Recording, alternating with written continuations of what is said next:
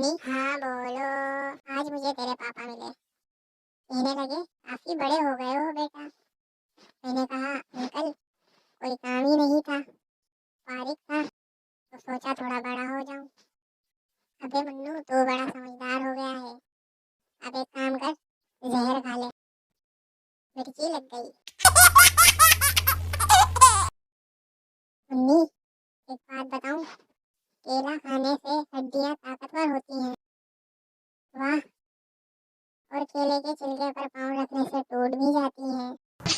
I am the one, the way your son don't need a खूबसूरत सी आई, प्यारा सा face, मीठी सी वॉइस, प्यारा सा बिहेवियर।